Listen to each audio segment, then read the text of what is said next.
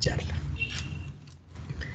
Seguidamente, la ISO 45000. ¿Qué nos ha pedido? Que ojalá la empresa, para estar al día con la actualización de requisitos legales, establezca un procedimiento donde diga cómo lo va a identificar, donde diga cómo lo va a evaluar. Los requisitos normativos tienen que estar identificados, actualizados y tienen que evaluarse. O sea, toda empresa debe contar con un indicador de cumplimiento legal, no lo dude. Lo dice también el decreto 1072, que es muy paralelo pues como a este estándar. ¿Cómo lo va a comunicar a todas las partes interesadas? Ah, y que diga también esos requisitos legales, cómo y cada cuánto los va a actualizar. Y entonces yo le digo a las empresas, con base a este criterio, que una vez vaya a ser la matriz legal o vaya a actualizarla, hágala coherente con los peligros y riesgos que tenga la empresa. Si una empresa entonces no tiene trabajo en alturas, entonces en la matriz legal no tiene por qué tener la resolución 1409. Ah, es con base a los peligros y riesgos que yo hago una matriz de requisitos legales y con base a eso voy actualizando. En ese escenario, bajo esta premisa, nos vamos a mover, porque el decreto de 72 es coherente con esto. El decreto 1072, en el artículo 2.2.4.6.2, definió en el numeral 24 matriz legal. Matriz legal. Y no me voy a ir al detalle, voy a irme a lo que me interesa más en este espacio. Dice, los requisitos normativos son los que dan los lineamientos para poder desarrollar el sistema de gestión, que fue una de las diapositivas primarias que mostré. Sin la identificación de las normas, no tengo cómo desarrollar el sistema de gestión en seguridad y salud. También tengo. Ah, entonces por eso, identifique peligros y riesgos. Coherente con ello, entonces identifique las normas que hay para cada peligro y riesgo identificado en la empresa. Y que esa matriz debe actualizarla en la medida que sean emitidas nuevas normas. Ahí está. Requisitos legales en seguridad y salud en el trabajo. Dan los lineamientos para desarrollar un sistema de gestión. Sí, claro. ¿Y qué es eso? Simplemente por allá. La resolución 2013 le dice, tiene que tener un COPAS, o si tiene menos de 10 trabajadores, un vigía. ¿Cada cuánto debe reunirse? Ah, cada mes. Ese es el alineamiento. Toda empresa debe contar con un comité de convivencia laboral. ¿Más de 10? Tantos, así. Ah, debe reunirse cada 3 meses. Da alineamiento. Hay personas que al alineamiento le dice cómo hace las cosas. Si ya identificaste los peligros y riesgos. Ah, entonces, si la empresa tiene ruido, que es un peligro, con el riesgo de generar sordera, entonces, ¿cuál es la norma? Que me dice qué debo hacer con el ruido. Ahí está. Coherente con eso se gestiona los peligros y los riesgos versus la norma.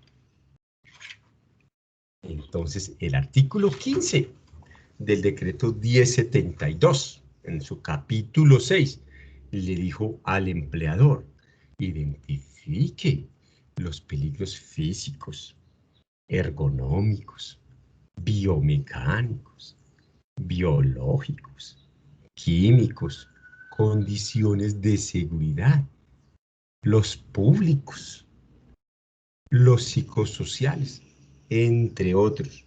Y le dijo, eso sí, empresa, si usted en su sistema productivo involucra agentes químicos potencialmente cancerígenos, deberá considerarlos como prioritarios. ¿Qué es prioritario? Que lo que más daño pueda generar al trabajador. Entonces yo tengo que identificarlos a esa. El artículo 15. Y si vas entonces al artículo 23, evalúelo. Y 24, contrólelo. Es ahí. Siempre quiero hablar en ese lenguaje. Peligros y riesgos versus norma. Vamos a adentrarnos entonces en eso. Un peligro versus normas. Claro. Tengo un peligro que es circulación. Circulación de vehículos dentro de la empresa o por fuera. ¿Cuál es el riesgo? Atropellamiento, choques, siniestros violentos. Entonces ese peligro debe estar identificado en la matriz de peligros y riesgos, porque con ese peligro controlo todo lo que me pueda pasar de siniestralidad vial. ¿Y qué exige la norma para eso? Un plan estratégico de seguridad vial. De acuerdo a las condiciones pues, de la empresa. Ahí está. Entonces, articular la norma según los peligros y riesgos. Ya está. Yo me voy simplemente a la 1503, ahí dice cuáles son las condiciones para un plan estratégico de seguridad vial. Y así sucesivamente. En este lenguaje de articulación de la norma según peligros y riesgos, nos vamos a mover en el escenario del día de hoy. Lo mismo, el sistema de gestión en seguridad y salud en el trabajo. Le dijo entonces, identifique los peligros y riesgos.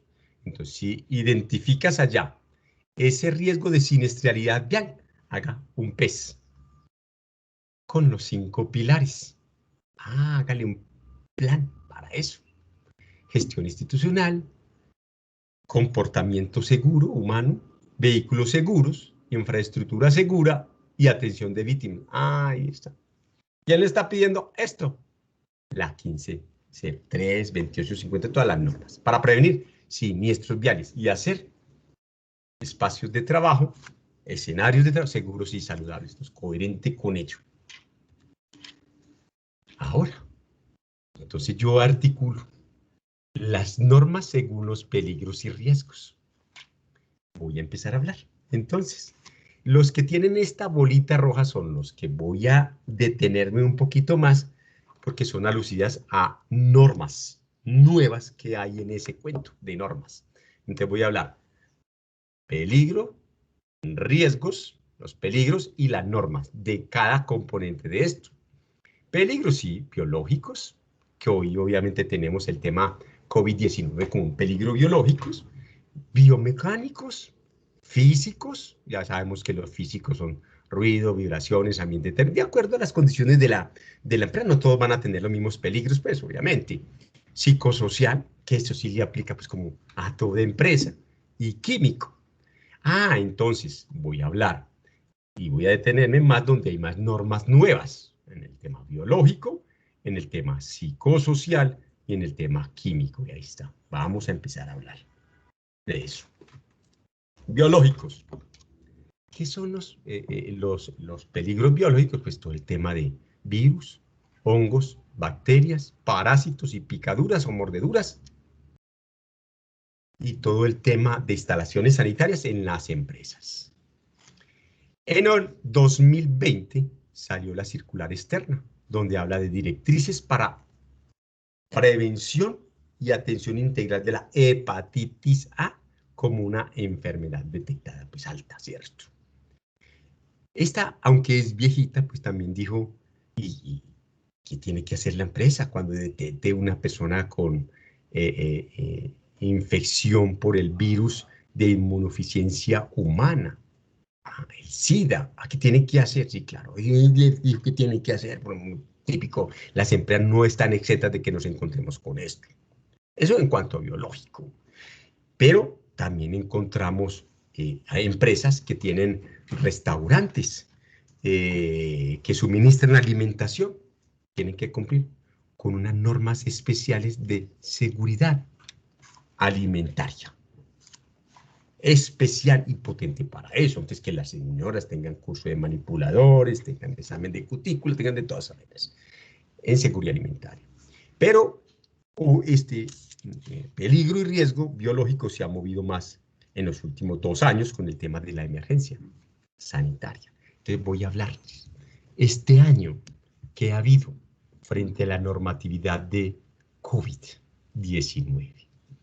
Salió el 15 de febrero del 2021 la resolución 223 y modificó la resolución 666, que era la que decía actividades económicas y los protocolos de bioseguridad. Luego vino la circular 22, el 8 de marzo del 2028, que dijo que para el inicio de una relación laboral no está permitido exigir prueba COVID-19. Circular 22.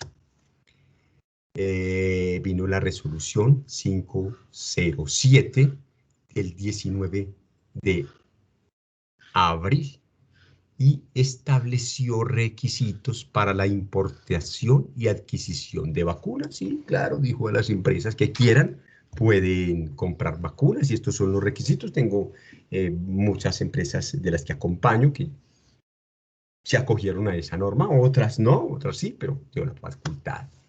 Pero vino también entonces la resolución 777 del 2 de junio y derogó totalmente la 666 que teníamos por allá con la que nos dijeron, y allá dijo simplemente los criterios y condiciones para el desarrollo de las actividades económicas, sociales y el Estado, por lo tanto, que cada una mantenga los protocolos de bioseguridad que permita el desarrollo de la prevención, contención de el COVID-19, claro. Y derogó totalmente la 666.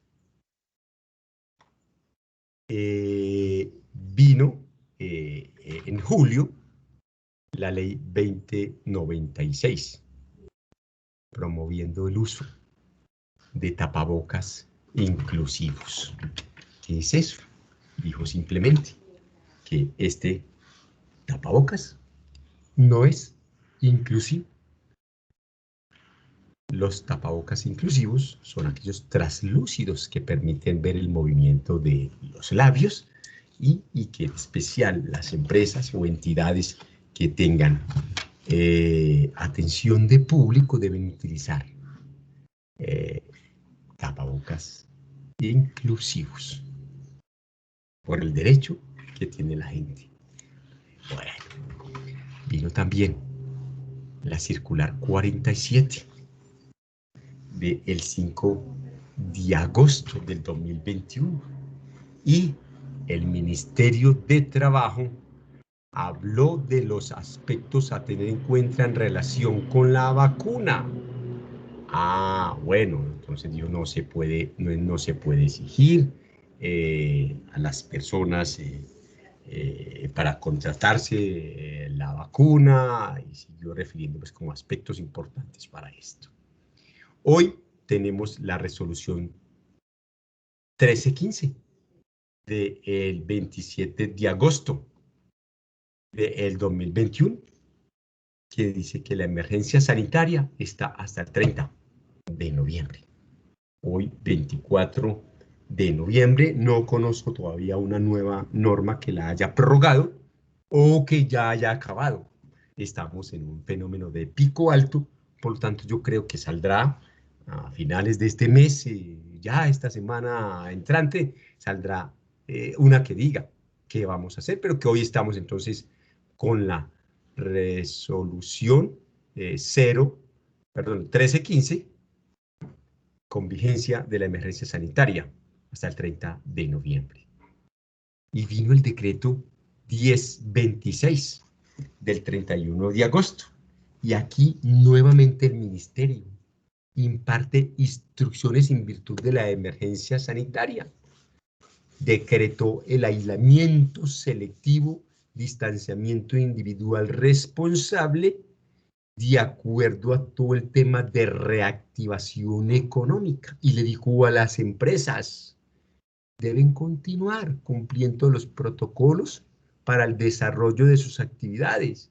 Y, señores empresas, agoten alternativas de organización laboral, trabajo en casa, teletrabajo, todas ellas.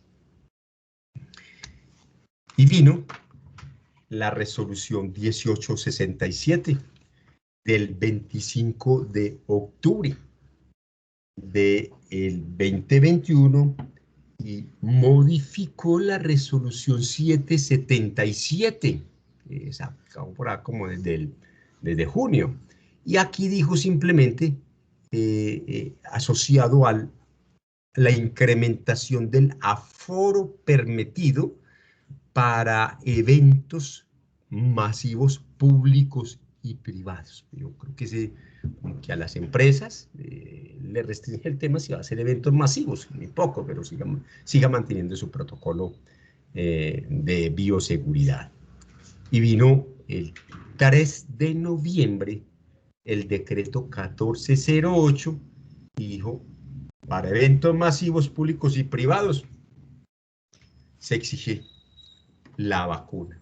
Pero hoy está todavía en el limbo una norma si las empresas pueden exigir o no la vacuna. Todavía no ha salido, por lo tanto el empleador no puede exigir todavía el tema de la vacuna para ingresar a las empresas. ¿Qué tienen que tener de evidencia las empresas en el tema de los protocolos de bioseguridad o que ha dinamizado la prevención y contención del COVID? Usted tiene que tener que en la matriz de peligros y riesgos identificó el riesgo por COVID. Si bien el decreto 676 dijo la exposición directa y la exposición indirecta al COVID y lo declaró como enfermedad laboral para el personal del sector salud, debe tener de todas maneras esas evidencias de que en su matriz de peligros y riesgos actualizó y valoró el COVID. Tiene que definir claramente la empresa la adopción de protocolos. Claro. Y que actualizó el sistema de gestión implementando todas las acciones correspondientes para la prevención de riesgo biológico por el tema de COVID, que es obligación según la circular 63 ya de 2020, ejecutar medidas que armonicen la vida laboral con la vida personal y familiar durante el trabajo en casa, porque muchos siguen trabajando en casa, y que debe ejecutar medidas de prevención de factores de riesgo psicosocial que pueda generarse en casa. Eso tiene que tener evidencia los empleadores. Otra evidencia que ojalá tengan evidencia de que cumplen medidas para que los trabajadores que tienen comorbilidad entregada al trabajo y aspectos psicosociales se hayan controlado o esté haciendo algo. ¿Verdad? Debe ejecutar medidas de formación, educación, que generen conciencia y autocuidado y, por lo tanto, evaluación psicológica y, en general, acciones que contribuyan al bienestar físico, mental y social de los trabajadores. Eso es lo que está pidiendo hoy el Ministerio frente a este tema, que las de COVID estén integradas al sistema de gestión. Es claro que la empresa no debe exigir prueba COVID para el ingreso al empleo, que la empresa debe demostrar que tiene establecidos mecanismos que verifiquen el estado de salud de los trabajadores con el fin de prevenir y contener brotes en el ámbito laboral, incluidos los trabajadores que realizan trabajo en casa o trabajo remoto. También la empresa debe tener evidencia de la difusión periódica sobre el uso de tapabocas, sobre el distanciamiento, sobre la desinfección de los trabajadores. Y debe tener también evidencia de que promueve la aplicación de la vacuna a los trabajadores, propiciando su asistencia a la vacuna dentro de la jornada laboral. Así, ahí están evidencias que debe tener frente a tanta normativa que ha habido en este peligro biológico versus las normas. Fácil. Sigamos entonces. Hasta ahí vamos bien. Vamos a hablar de químicos. Otro pelito, como les mencioné por acá. En estos químicos, pues hubo algunas normas que salieron. Vamos a mirar de químicos aquí.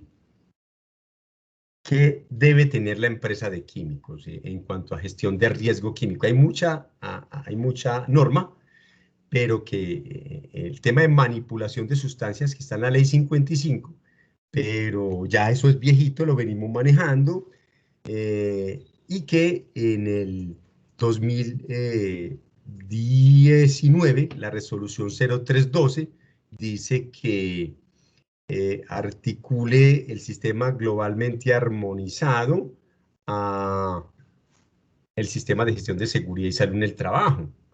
Y salió la resolución 773, el 7 de abril del 2021, y le dijo cuáles son las acciones que deben desarrollar los empleadores para aplicar el sistema globalmente armonizado.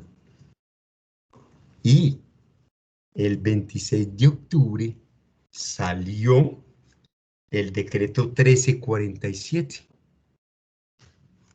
orientado a la prevención de accidentes mayores. Frente a sustancias químicas, ¿qué debe tener el empleador? Ah, pero es que lo mío no es sino la señora que va a hacer aseo. Sí, un hipoclorito puede generar una gota, un accidente grave.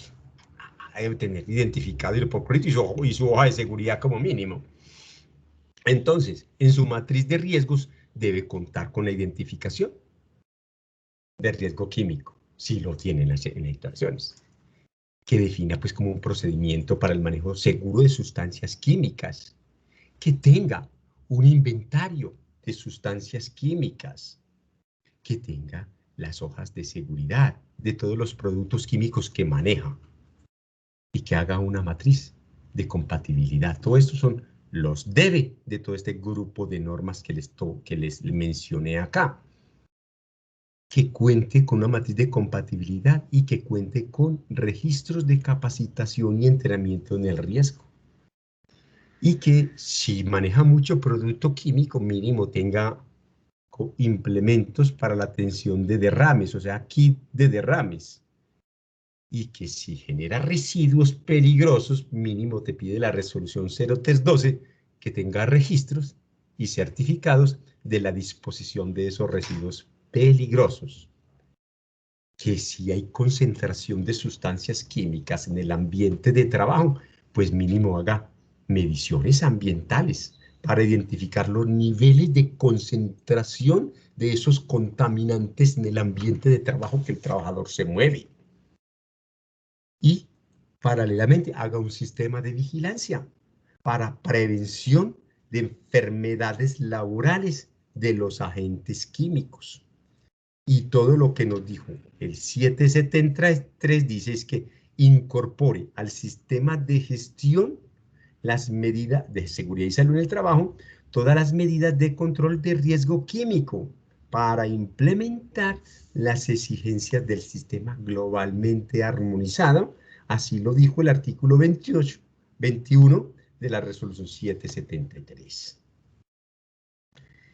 Y que si usted tiene dentro de ese inventario de sustancias químicas alguna sustancia que es cancerígena, pues tenga un certificado del proveedor que es cancerígena o no, para que le esté tratando como lo pide pues la norma del delicio que les mencioné.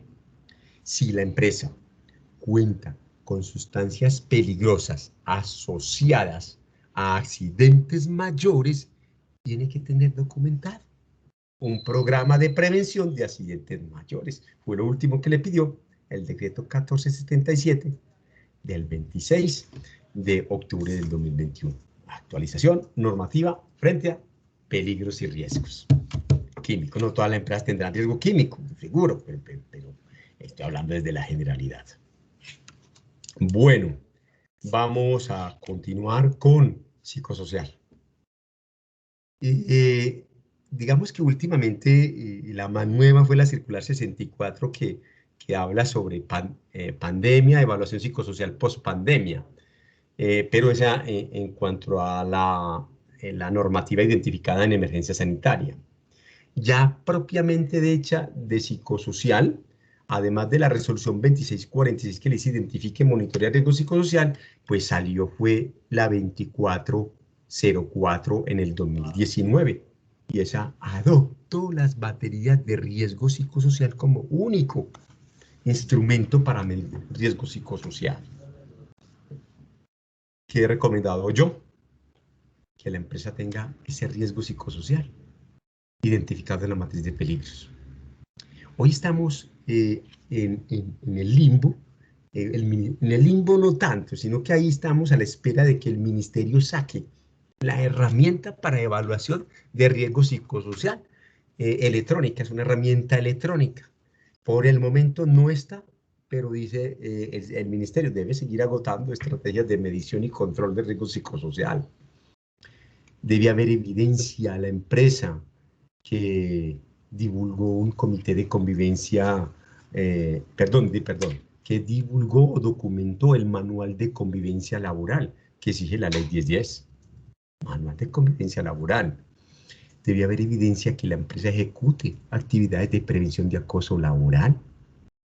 Debe haber evidencia de que ha aplicado, ha medido el riesgo psicosocial con las baterías de riesgo psicosocial.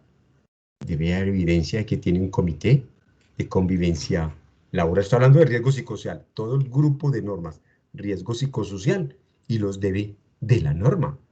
Evidencia que tiene un comité de convivencia laboral con registros de convocatoria, de lesión y constitución, que tenga registros de las actas trimestrales, que tenga informes trimestrales sobre la gestión del comité, que incluya quejas y estadísticas, que tenga un registro anual del comité de convivencia, que tenga evidencia de que para hacer armonía entre lo familiar y laboral haya facilitado a los trabajadores una jornada semestral para que comparta con sus familias. 1857. Y que si usted evalúa el riesgo psicosocial y fue alto, pues cada año debe evaluarlo. O que si fue medio o bajo, pues mínimo cada 2 años. Eso es lo que te dice el riesgo psicosocial. Ergonómico, no ha habido normas nuevas, simplemente hablo de que debe tener un sistema de vigilancia ergonómico, evidencia de inspecciones de puestos de trabajo. No voy a detenerme aquí porque aquí no hay normas nuevas, voy a irme a otro que tenga normas nuevas. Condiciones de seguridad, normas nuevas. Estas son condiciones de seguridad que están también identificadas en la matriz de peligros y riesgos, coherente con la exigencia del artículo 15 del decreto 1072, que identifique físicos, químicos, biológicos de seguridad. Aquí está. Me voy para eléctrico, salió una norma nueva. Dice, eléctrico, la 10225 del 7 de septiembre de 2021, el Ministerio de Minas estableció el esquema de certificación para personas naturales por competencias para inspectores de instalaciones eléctricas y adicionó y modificó algo de la 9078-2013, que está diciendo que en el artículo 8 debe haber evidencia que la empresa verifica periódicamente todas sus instalaciones eléctricas y que no presentan riesgo para la salud de las personas y que esta inspección se realiza por personal competente. Ojo con eso. Ahí está. Porque la otra que salió ya, pero en el 2020, fue la 2550. Salió el 24 de noviembre del 2020 y esa dice que debe contar con certificación de competencia o formación de personas que ejecutan trabajos eléctricos, y que si yo ejecuto trabajos con tensión o trabajos sin tensión, debo tener procedimientos para cada caso, y que debo seguir en todo trabajo de procedimiento eléctrico las reglas de oro. Está descrita pues en esa 2550 y complementó la competencia de las personas 195 del Ministerio de Minas de septiembre de este año. Peligro eléctrico, causal de muchas muertes, de muchos incendios, por lo tanto, obligación pues controlarlo y tenerlo también en su matriz de peligros y riesgos. Espacios confinados. No voy a detenerme mucho aquí, pero que sí salió en el 2020 la resolución 0491 y habló de los requisitos mínimos para realización de trabajos bajo espacios confinados. Pues ya aplica mucho pues para lavado de tanques, que por sus connotaciones revistan peligro, o túneles o pilas en las construcciones, que hay que medir oxígeno primero, espacios reducidos y que dificultan la entrada pues, para el trabajador. Y vino la 2605 que modificó esa 491, pero que espacios confinados no le aplica a todas las empresas. Otras empresas tienen espacios confinados, pero aquí está lo que debe tener, claro. Importante pues de espacios confinados, esa no voy a detenerme mucho pues ahí. Seguridad vial. De hecho, ahí me disculpan esta diapositiva un poquito engorrosa. Yo generalmente hago una propuesta para empresas que no les aplica PES y para empresas que sí les aplica PES. Total, ambas tienen que controlar. Yo, en el estricto sentido de la palabra, toda empresa debiera tener un PES. Bueno, pero bueno, es que yo no tengo más de 10 vehículos, no tengo más de 2 conductores. Sí, pero tiene que velar por el control de riesgo de todas maneras, dijo la norma, por el tema de actores de la vía, que toda empresa tiene actores de la vía. Dijo la 2106 de 2019 que los planes de seguridad vial ya no requieren aval para ser implementados. Voy a salir aquí de la presentación para tener aquí un poquito más de acceso visible a esto. Dijo en el 2020 la resolución 7495, derogó el instrumento con el cual evaluábamos los planes de seguridad vial. La 2050 habló de la tabla de sanciones y dijo que empresa que no ejecute el plan de seguridad vial será sancionada. Pero algo muy potente dijo la 2050, y es que dijo que el ministerio tiene facultad para auditar la seguridad o el plan estratégico de seguridad vial. La 3385 de 2020 habló de la obligación de los conductores y acompañantes de motociclistas de uso de casco de seguridad que reúna unas condiciones mínimas, cascos protectores. Mucha empresa está sometida a eso, entonces debe exigir ese cumplimiento. Dijo el decreto 478, yo no sé aquí si lo podrán ver porque esto está un poquito, aquí lo voy a subir un poquito abajo. El decreto 478, toda empresa del sector transporte tiene que estar certificada en ISO 9000 y en el sistema de gestión de seguridad y salud de trabajo. Si yo voy a contratar un transporte para transportar mis trabajadores, debo exigirles el certificado en 9000 y en seguridad y salud del trabajo.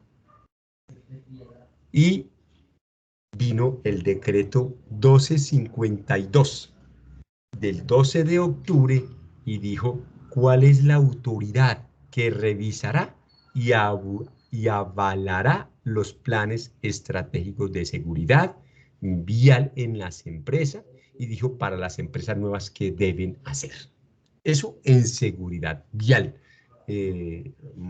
No olvidemos que empresa que tenga más de 100 trabajadores debe contar con un plan de movilidad que lo exige ya directamente, es el área metropolitana.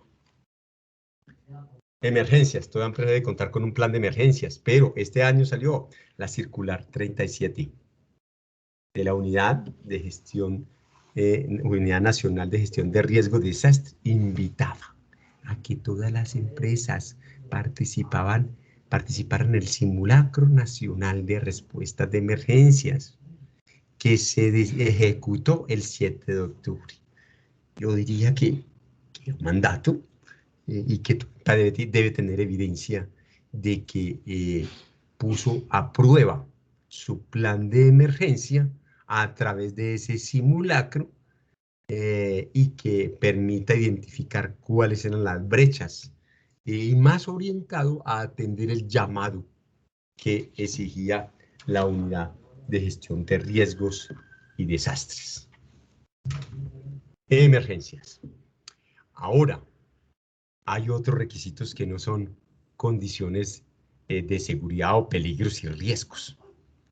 Hay otros requisitos muy importantes a tener en cuenta en la matriz de seguridad y salud del trabajo, que yo los llamo requisitos generales, que son los que le aplican a toda empresa, independientemente de su tamaño, grande, mediana o pequeña, tiene que tener identificadas las normas para elementos de protección personal. De hecho, por allá, el artículo 28 del decreto 1072 pide que usted tiene que tener una matriz de elementos de protección personal, donde incluya sus fichas técnicas, los cargos que utilizarán equipos de protección personal, qué tipo de elementos de protección personal, pero que voy a inclusive a detenerme un poco más en estas, en unas que han salido normas nuevas que le pegan a estos requisitos generales. Jornadas y contratos, sistemas de gestión en seguridad y salud en el trabajo, antes se llamaba programa de salud ocupacional, historia clínica de evaluaciones médicas, en reglamento de higiene y seguridad, que es un requisito general, no ha habido norma pues como nueva, se mantiene lo mismo viejo, en incapacidades se mantienen las mismas normas viejas, en capacitación sí creo que hay algunas nuevas por ahí, afiliación a la seguridad social se mantienen, indicadores se mantiene la misma exigencia del artículo 19, 20, 21 y 22 del decreto 1072, en contratistas se mantiene la misma exigencia de un procedimiento para el control de proveedores y contratistas descritos en el artículo 27, 28 del capítulo 6 del decreto 1072.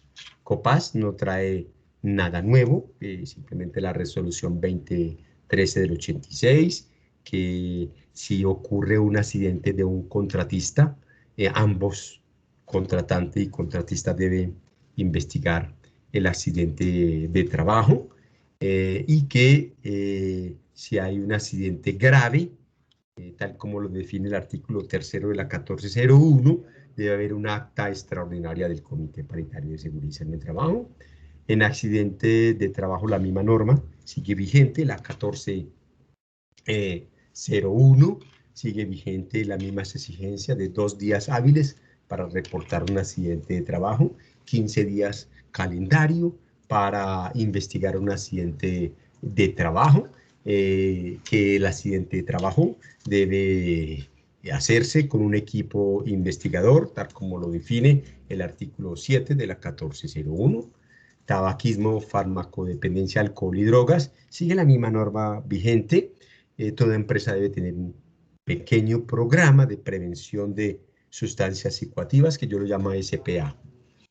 Vamos a mirar entonces de pronto aquí algunas normas que son muy importantes desde este contexto, que no voy a entrar a cada una, pero sí a algunas que tienen normas importantes que las empresas deben de conocer ese detalle.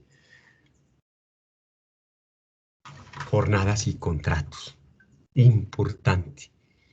jornadas y contratos. Y siempre debe estar, yo meto mucho en la matriz de requisitos. ¿Por qué eso en la matriz de seguridad y salud en el trabajo? Sí, claro. ¿Por qué? En la matriz de requisitos legales y en la matriz inclusive a veces de peligro y riesgo no lo meto, pero sí en requisitos legales. Pues sí, claro, menores de edad no pueden contratarse, porque la ley habla de la estabilidad laboral reforzada. Entonces, ¿qué hago con ese contrato? Porque la ley habla de la jornada máxima y jornada mínima. Entonces, ¿qué debo hacer? La circular 49 del 2017 habló de los criterios para terminar un contrato de trabajo a trabajadores que estén con debilidad manifiesta o bajo la premisa del artículo 54 de la Constitución Nacional, el principio de estabilidad laboral reforzada. Allá le dijo qué debía ser para terminar un contrato de un trabajador. Y en el 2020 salió la resolución 623 y dijo qué hacer con los estudiantes en práctica. Importante, también es importante, desde seguridad y salud en el trabajo. Todas las normas que yo les menciono aquí es desde seguridad y con enfoque de seguridad y salud en el trabajo. Podrán mencionar muchas cosas, pero yo les hablo del enfoque de seguridad y salud en el trabajo. Vino la ley 2101 del 15 de julio del 2021, por la cual el Congreso reduce la jornada laboral a 42 horas. Ley 2101. ¿Qué tiene que ver con seguridad y salud en el trabajo? Ya les voy a mencionar dentro de los debe que debe tener la empresa. Pero también vino la ley 2121. El Congreso creó el régimen de trabajo remoto y estableció todos sus requisitos y normas para promoverlo y regularlo. Ahí dictó otras disposiciones, ¿listo? En jornadas y contratos. De este criterio que yo lo llamo requisito general, pero que lo vigilo dentro de una matriz de requisitos legales en el trabajo. Desde gestión humana en jornadas y contratos, pues debe evidenciarse, garantizar a los trabajadores nocturnos que sus condiciones de salud son aptas para realizar su trabajo. Jornadas y contratos. Que haga control la empresa a las jornadas de trabajo con tiempo extra. Recordemos, las jornadas excesivas generan mayor vulnerabilidad a la ocurrencia de accidentes de trabajo. Por lo tanto, yo debo controlarlas, claro. Y que si yo, entonces, voy a exceder esa jornada de trabajo, debo contar con una autorización del Ministerio de Trabajo, que debo, esa jornada y ese contrato, debo suministrarle calzado y vestido cada 4 meses en el año para aquellos que devenguen menos de 2 salarios mínimos. Y que si voy a terminar el contrato de un trabajador que tenga estabilidad laboral reforzada, ¿qué es eso? Que esté incapacitado, que esté en tratamiento médico, criterios importantes y que el empleador conozca esas variables. No le puedo terminar, entonces tengo que cumplir los criterios que establece la circular 49 para terminar esa relación laboral.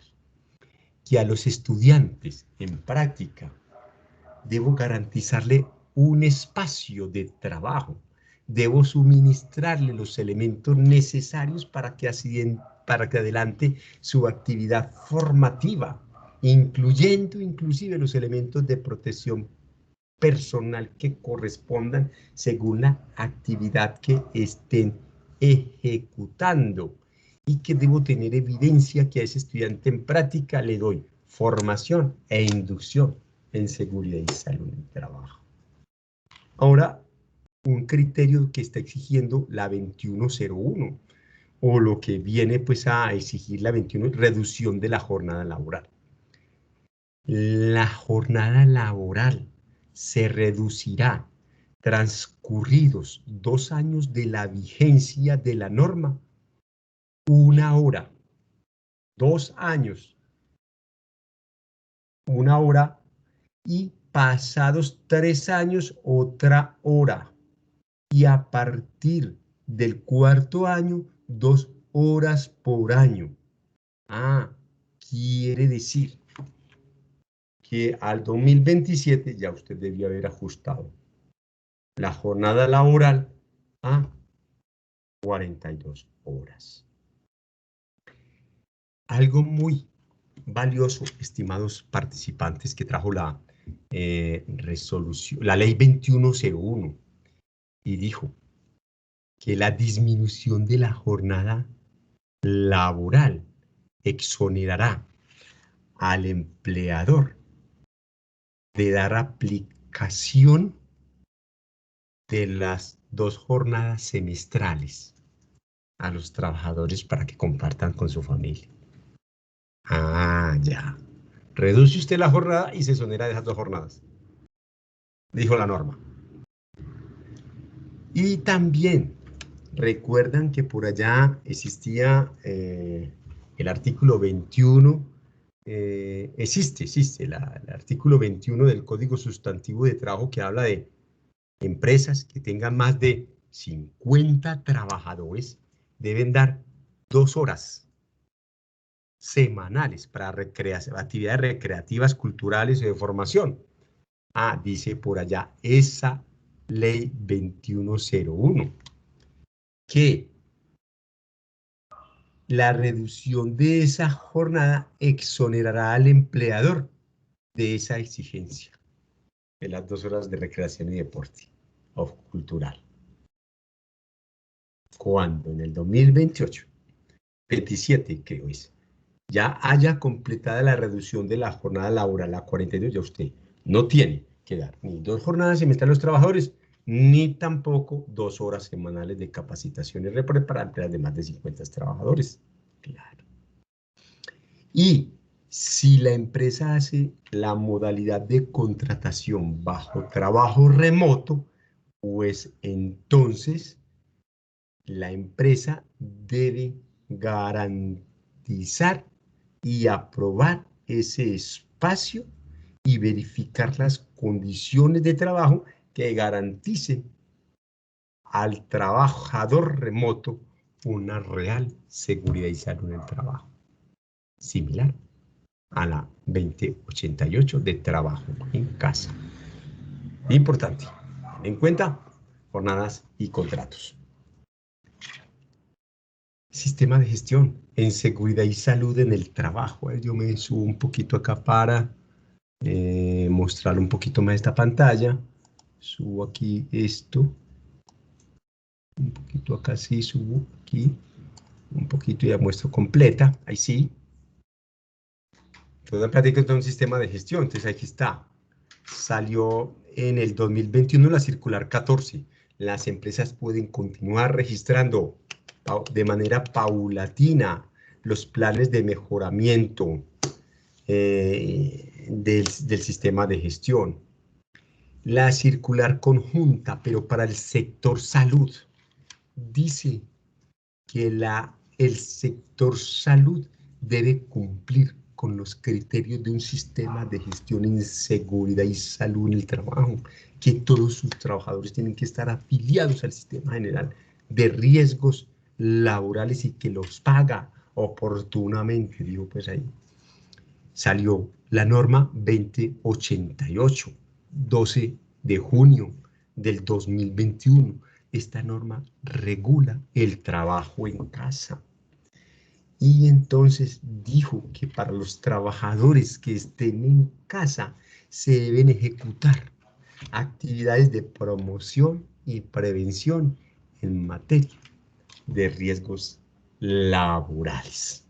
Esta norma, muy puntual esta norma frente a este criterio de mucha exigencia que hoy recobra importancia en seguridad y salud en el trabajo por fenómenos de la pandemia.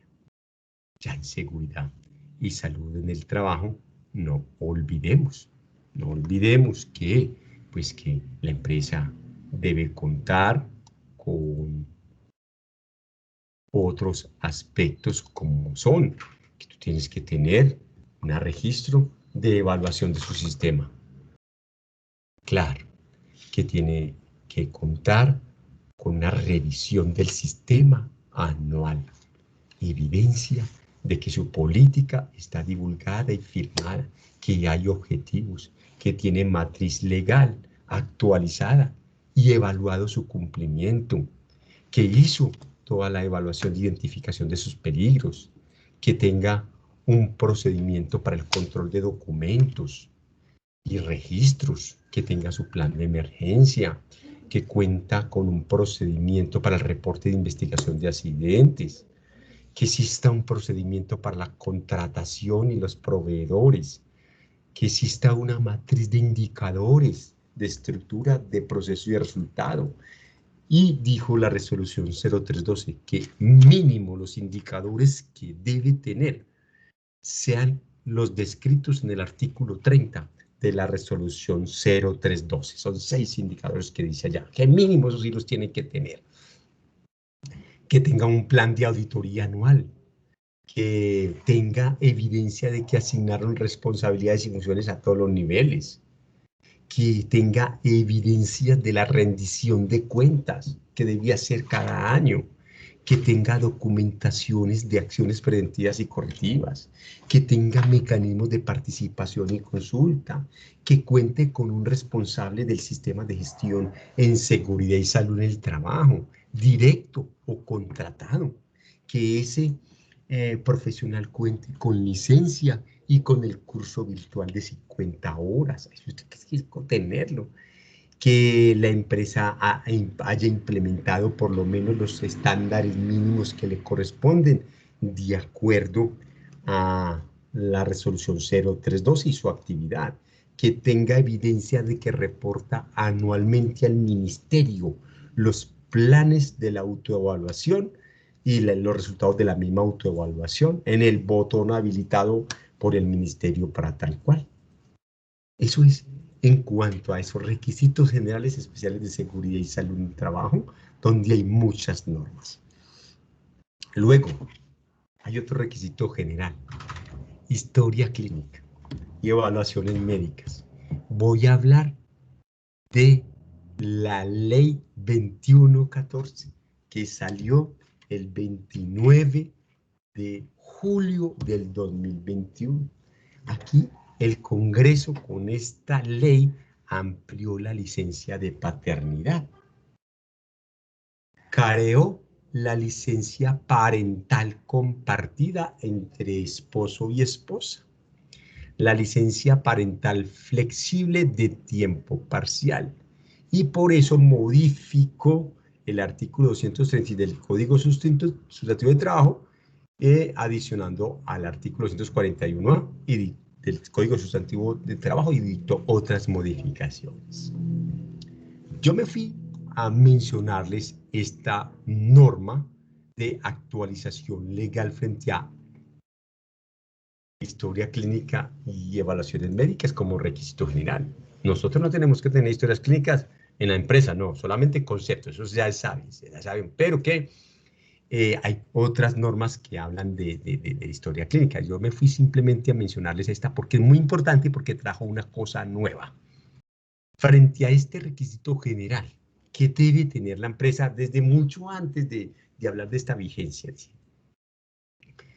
Que la empresa tenga implementado un sistema de vigilancia de acuerdo a la criticidad de los peligros y riesgos. Claro.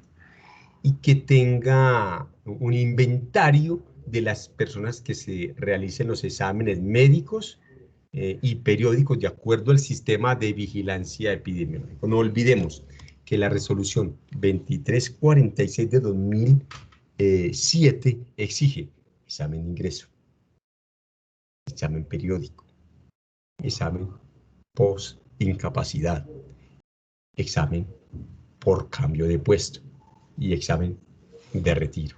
5 evaluaciones que puede tener el empleador, ¿no? De acuerdo, pues, como a sus cosas, porque eso usted siguiendo la norma. Por eso dice, usted tiene que tener un profesiograma para saber cada cuánto le corresponden los exámenes médicos a cada uno. Inclusive que con la institución que hace los exámenes médicos haga un espacio con esos médicos y le cuente cuáles son sus riesgos e indicadores epidemiológicos para que ellos puedan, con base a eso, orientar las evaluaciones médicas, dice la 2346. Y que cuando van de un trabajador a hacer un examen médico y luego me llega ese concepto, yo me quede evidencia de que remito a la EPS los trabajadores cuando el concepto del médico tiene alguna recomendación o restricción, tengo que mandarlo para allá. Que yo como empresa tengo que custodiar la licencia de la institución que evalúa las evaluaciones médicas. Y que esa institución que hace las evaluaciones médicas me dé a mí un certificado de que hace custodia de toda su historia clínica. Ahí está. Vino esta norma 2114 y dijo unas medidas antidiscriminatorias en materia laboral. Dijo por allá, en el numeral 8, en la orden para hacer los exámenes médicos ocupacionales, la empresa debe dejar constancia que no se incluye la prueba de embarazo. No existaba, no estaba en ninguna norma antes. Que era prohibición de hacer prueba de embarazo, sí. Pero ahora dijo, debe dejar constancia que usted no ordena prueba de embarazo. Según la ley 2114. Y otra variable de la 2114 dice es que cuando las evaluaciones médicas preocupacionales o de preingreso involucren exámenes de sangre, la candidata, en este caso pues las mujeres, podrán seleccionar el centro médico o laboratorio donde realizarse los exámenes. Quiere decir que la candidata puede decir yo voy a mi PS, no a la que usted diga. ¿Qué está diciendo ahí? Está diciendo en el numeral 9, artículo 241A, medidas antidiscriminatorias de la ley 2114. Eso frente a historias clínicas que me parecía importante mencionarles que tuvieran en cuenta esa norma. Bueno, el tema de capacitación. El tema de capacitación en el 2020 dijo la circular 63, actualización de la capacitación virtual del sistema de gestión. ¿Quién debe tener la capacitación virtual de 50 horas? Pues generalmente vamos gradualmente de acuerdo a la resolución 4927 del 2016. Todos los integrantes del COPAS, el responsable de seguridad y salud en el trabajo, o la persona asignada de hacerle seguimiento al sistema, y que gradualmente a la brigada, y que luego gradualmente a todo el personal. Ojalá se le dé ese curso virtual de 50 horas. Y la circular 63 dijo que la vigencia de ese curso virtual es de 3 años y que a los 3 años se renovará y se actualizará con un curso de 20 horas. Sencillo, fácil. Eso está diciendo. Este del 2021 es el decreto 1154, pero que habla simplemente cómo funcionarán las unidades vocacionales de aprendizajes, cuando varias empresas se juntan para hacer centros de entrenamiento. Eso le aplica pues como a todas las empresas. No olvidemos, de capacitación tengo que tener registros de capacitación, registros de inducción, registros de evaluación de los eventos de capacitación y formación. Tengo que contar también con evidencias de personas idóneas que ejecuten ciertas actividades de alto riesgo que tienen que tener cierta competencia. Por ejemplo, el que hace trabajos en alturas pues tiene que estar certificado y así sucesivamente dentro del proceso de formación. Hay que tener en cuenta esos aspectos. Bueno, por eso yo acompaño a muchas empresas a hacer, con base al esquema que le estuve haciendo de identificar peligros y riesgos asociados a la normatividad, yo acompaño mucho a las empresas a hacer una matriz legal integral, que me cobije peligros y riesgos y que me cobije la normatividad. Hoy, para dar cumplimiento al artículo 11, capítulo 6, capítulo 8, artículo 8, capítulo 6, numeral 11 del decreto 1072, que dice que la empresa debe integrar su sistema de gestión, debe integrar al sistema de gestión de seguridad los demás sistemas. Entonces también, pues acompaño empresas haciendo matrices ambientales. Cuando yo compilo una matriz de requisitos legales, yo lo hago de esta forma, a través de una hoja y herramienta didáctica, hago una matriz de requisitos legales exclusiva para las empresas y le quito lo que no le aplica, pues si no tiene espacio confinado, seguro no va a tener espacio confinado. Voy a finalizar aquí antes, para ir finalizando, para que entremos a resolución de dudas e inquietudes que cada uno puede ir haciendo en el chat, o activamos los micrófonos para escucharlos. Entonces yo compilo esto así, más o menos, para que, en el mismo contexto que les hablé. Y que, entonces, tú tienes que tener indicador de cumplimiento legal. Sí, artículo 22, numeral 1 del capítulo 6 del decreto de 72, indicador de cumplimiento legal. Entonces, esa matriz también te lleva a un indicador que te permita hacer trazabilidad, cómo ha estado cada año tu indicador de cumplimiento legal de acuerdo a esta exigencia del capítulo 6. No olvidemos, existe en el decreto 1072 de 2015 los criterios de proporcionalidad y razonabilidad para la cuantía de sanciones a los empleados que incumplan normas de seguridad y salud en el trabajo, de acuerdo al tipo o tamaño de empresa, número de trabajadores, hay unas sanciones. Si es una empresa que está entre 11 y 50 y no tiene actas de COPAS, la sanción está entre 5 millones y 18 millones de pesos. O no tiene acta de comité de convivencia laboral, o no tiene informe del comité de convivencia laboral, o no tiene brigada de emergencia con evidencias de dotación y entrenamiento, o no tiene actividades de prevención de acoso laboral. Esa es sanción. O que no reporta los accidentes de trabajo en los 2 días hábiles que dice la norma, o que no los investiga en los 15 días calendario que dice la norma. Una empresa de 11 a 50 trabajadores expone a una sanción de 19 a 45 millones de pesos. Hice trazabilidad en una de, pero que puede ser de acuerdo a al tamaño de empresa que ustedes tengan. Si un trabajador...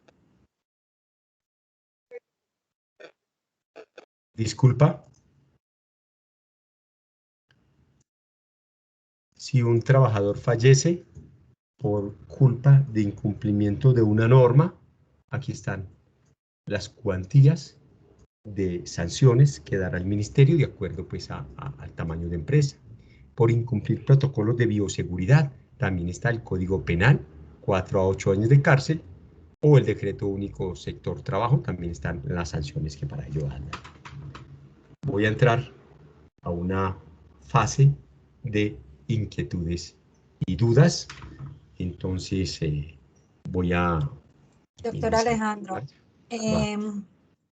muchas gracias por todo. Aquí tenemos una duda de oficina SST.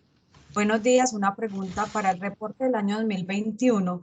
si durante el primer semestre del año estaba con una persona a cargo en el SGSST y a partir del segundo semestre llega otra persona, ¿con cuál de las dos licencias se debe hacer el reporte al ministerio? Con la actual. Perfecto.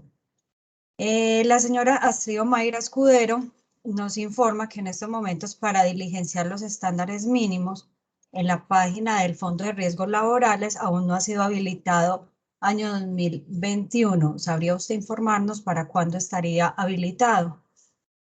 Tiene razón, no ha sido habilitado. Sin embargo, por allá, yo estoy poniendo aquí mi pantalla, Fondo de Riesgos Laborales, Fondo de Riesgos Laborales, aquí pueden ingresar, ¿están viendo mi pantalla? Sí, señor. Entonces aquí se va a, ingresa al Fondo de Riesgos Laborales y usted simplemente, está el mismo enlace, aquí le va a pedir fecha del año de reporte, le va a pedir, le pone simplemente, aquí le pones, a ver, veo, le pones el 2020 y le pone la anotación más abajo en otra parte que diga, porque esperamos que lo habiliten. Listo, perfecto. La señora Jimena dice que si por favor usted puede volver a mostrar en la diapositiva donde hablaba del PEPS. Plan Estratégico de Seguridad Vial, claro que sí. Es Sí, una señor. diapositiva muy compleja desde el volumen de normas que hay, pero claro, yo se lo subo y se lo muestro, claro que sí. Plan Estratégico de Seguridad Vial, dime qué cosa puntual quieres saber. Jimena, ¿es posible que nos habilite el micrófono y nos pregunte qué quiere saber sobre este tema?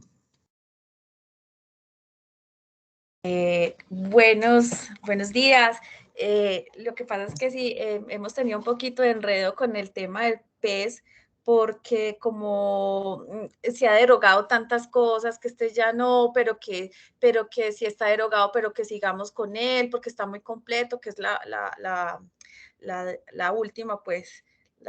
Entonces ya llegó una en octubre y entonces nos tiene eso como enredaditos un poquito. Entonces, al yo ver esa diapositiva tan grande con tantas cosas, pues quería como tener como el pantallazo pues de eso y pues por eso solicité que me volvieran a mostrar la diapositiva porque no la alcancé como a mirar bien. Sí, sí, sí, es compleja, sí, claro que sí. Sí. Dime qué duda tienes.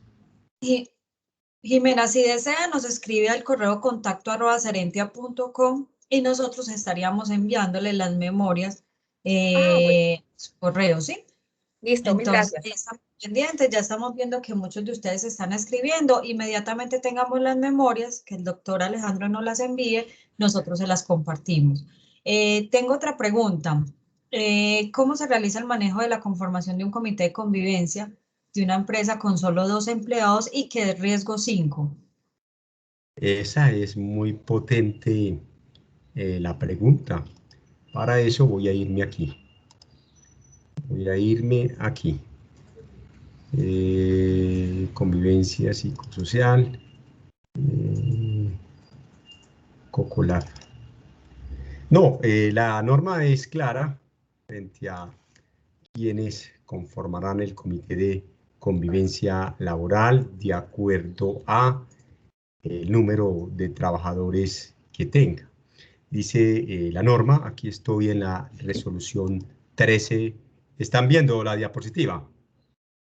Sí, don Alejandro. La resolución 1356 de 2012 establece que una empresa menores de 20 trabajadores debe tener un representante, un integrante del COPAS por cada parte, uno por el empleado y uno por los trabajadores, con su respectivo suplente. Entonces la pregunta es, ¿de 5 trabajadores cómo es? ¿Me repite, por favor? Sí, señor, son 2 empleados y es tipo de riesgo 5. Ah, haga un comité de convivencia con un empleado y el suplente el otro empleado. Y listo. Sencillo, muy fácil. ¿Es por el tipo de riesgo? No, independientemente del tipo de riesgo, de hecho. Así si el riesgo sea uno, debe tener comité de convivencia. Porque dice la norma o dijo el ministerio en una consulta que le hice alrededor. un trabajador se puede quedar loco, puede estresar, no hay que tenerlo. Es muy fácil para hacerlo así antes. Una persona es muy fácil. Perfecto. Continuamos con la siguiente pregunta. A todos los que nos acompañan La a través matriz de legal. redes sociales, es un gusto para mí estar nuevamente acompañándolos el día de hoy. No, permítame, por favor, yo silencio el micrófono de la persona que nos... Sí, por favor, por favor. 9:39 de la mañana, y en el día de hoy nos encontramos realizando un seminario muy especial que trata de temas de género, temas de la no violencia contra la mujer, a propósito de la semana.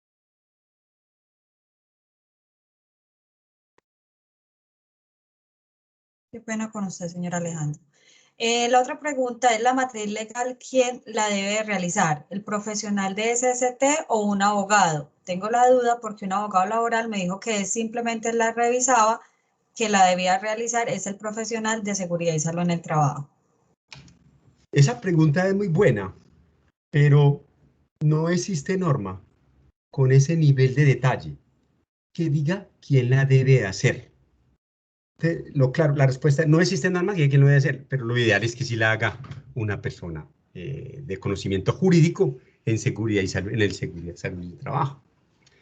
Yo por eso me formé como tecnólogo en seguridad y salud del trabajo y luego como derecho, y ahora sí le hago una matriz de requisitos legales, pero ya hay muchos abogados en el mercado que hacen esto, pero también hay profesionales que copian y pegan matrices de requisitos legales y le entregan una matriz actualizada. No existe norma que diga quién la debe ser. No existe norma. Simplemente que usted la conozca, la certificado, tú puedes bajar de Google muchas matrices de requisitos legales y esta está. Ahí está. Falta ver si ya en el ministerio, en una auditoría, si le encuentra las normas que le aplican o no. De acuerdo. Perfecto, muchas gracias. ¿Qué implicaciones legales tiene no llevar el sistema de gestión de seguridad y salud en el trabajo mediante el ciclo PHVA? Eso sería entonces ir en contra de lo que es un sistema de gestión, porque la norma lo dijo, es un proceso lógico y por etapas, del planear, hacer, verificar y actuar. Y la evaluación de los estándares mínimos, ahí yo miro acá, la evaluación de los estándares mínimos te pidió de hecho, yo si está es acá, acá. Te dijo, ¿cuáles son los estándares del planear? ¿Cuáles son los estándares del hacer, verificar y el actuar? Estaría en contra de eso. Tú no puedes hacer una señalización sin haberlo puesto en una matriz de peligros que está desde la planificación. No tiene sentido. ¿De acuerdo? Perfecto, don Alejandro. Y ya para finalizar, la señora Liliana García nos pregunta en cuanto a la participación del cliente y el contratista ante una investigación de un accidente de trabajo, ¿qué evidencia debe quedar la firma de ambas partes en la investigación o en un acta de revisión es suficiente, donde quede constancia de la participación del cliente en la revisión? Esa pregunta es muy potente, muy buena pregunta. Y la resolución 1401 en su artículo 8, déjeme, yo voy y le muestro desde el criterio legal, todo tiene que estar argumentado siempre desde un criterio legal, por eso me encanta siempre dar respuesta desde el criterio legal y ya voy a buscar acá el criterio legal, el artículo 8, creo que es el 9, voy a mirarlo acá. Conformar un equipo investigador, habla del artículo 7. Este no es.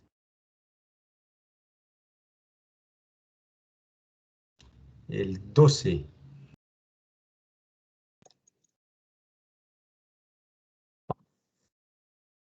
Compromiso de adopción. Aquí está. El artículo 8. El artículo 8 de la 1401, cuando ocurre un accidente de trabajo de una empresa de servicios temporales o de un contratista. Entonces eso está la empresa usuaria, que es la que es el contratante, y el contratista. Dice, cuando el accidente de trabajo sea de un contratista, la responsabilidad de investigar será tanto de la empresa contratista como de la contratante, y que en el concepto técnico de la investigación, del análisis del plan de acción, debe indicarse el correctivo que le corresponde a cada una. Por lo tanto, la firma de la investigación del accidente de trabajo deben firmar ambas partes.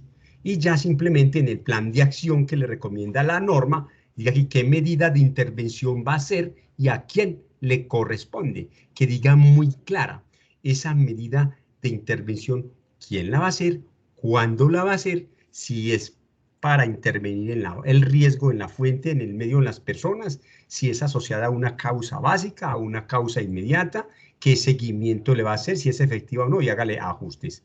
Es así como respondo a esa pregunta. Listo. Y por último, el señor Wilmar Álvarez nos solicita que le respondamos a esta pregunta. ¿Los integrantes del COPAS pueden ser los mismos del Comité de Convivencia? No existe norma que diga lo contrario. Por lo tanto, puede ser. El ministro, yo lo haría. Inclusive tengo una empresa que tiene COPAS, COCOLA y Comité PES. En esas tres funciones todos.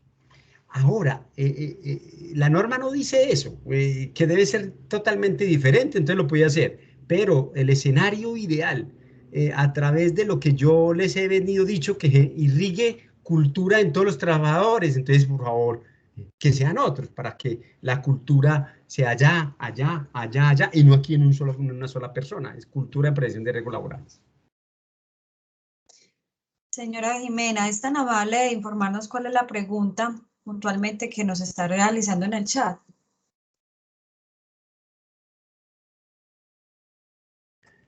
Bueno, resulta que tengo una duda con la guía de visitantes. En la parte de plan de emergencias, en el decreto 1072, pues dice que es obligación de que cuando las personas pues ingresan a las instalaciones de las empresas, pues nosotros debemos compartirle una información de cuál es el punto de encuentro, en caso de una emergencia, qué hacer, y todos los criterios y requisitos de SST, pues para el ingreso a las instalaciones. Sí. Nosotros tenemos un folleto donde les compartimos a ellos toda la información a la entrada, en la recepción, pero asimismo diligenciamos en una plataforma virtual pues el nombre, la cédula, si tiene seguridad social, bueno, una cosa pues gigantesca. Y en uno de los puntos de esto virtual que tenemos dice si leyó la guía o el folleto que se le entregó de SST y plan de emergencias. Si dice sí y dice no. Pero no sé si es necesario que la gente tenga que firmar físicamente, o sea, que nosotros tengamos que llevar en un papel una lista de asistencia con todas las firmas en físico, o si con esa plataforma virtual que hacemos, con eso es suficiente, porque pues, hay auditores que sí aceptan, pero hay otros que se pegan a decir que no, que tiene que ser físico, pero yo no he encontrado nada de tipo legal que diga que eso tiene que ser con una lista de asistencia. No sé si... Tienes toda la razón. No existe en el artículo 2.2.4.6.25 del decreto 1072, que tiene por allá inclusive unos 12 numerales asociados a emergencias. No existe esa vaina. Yo con ese tema he sido no tan exegético como la firma de asistencia, sino que en el cuaderno que el vigilante entrega, no sé si ustedes tienen por allá el control de la portería de ingreso y salida, y que hay una parte donde firma el que ingresa. Sí, lo que pasa es que con el tema de la pandemia y todo, pues lo hicimos fue virtual para evitar tanto ese contacto, ¿cierto? Entonces quitamos como ese tema de que la gente no tenga que estar firmando. Entonces, no sé si de pronto hicimos mal o es que sí tenemos que continuar con esa firma o con el solo hecho de tener todos los datos digitales con cédula, nombre completo y con ese ítem que dice si leyó o no y hay un chulito, con eso podemos cumplir. ¿O es necesario que la gente tenga que firmar? con ese cumple por criterios de contención de pandemia. Estamos sujetos, Viviana, ¿cómo es? Jimena. Estamos inmersos, Jimena, a mucho criterio de auditor. Y hoy auditores exigen tantas cosas, inclusive por fuera de la norma. Pero yo, desde mi concepto, experiencia de 20 años, con eso avalaría. Perfecto. Don Alejandro, hasta el momento no tenemos más preguntas. Queremos agradecerle su participación y su conocimiento en nuestro gerente académico. También agradecemos a cada uno de los invitados por acompañarnos.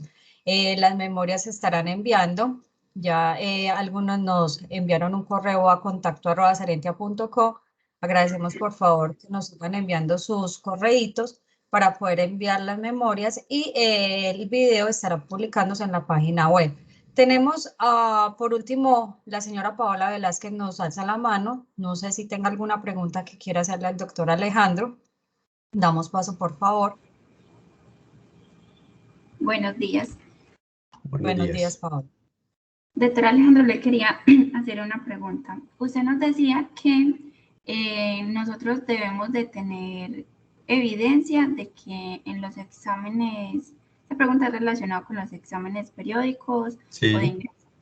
Usted nos decía que tenemos que tener como un comprobante de que nosotros estamos remitiéndolos a la EPS.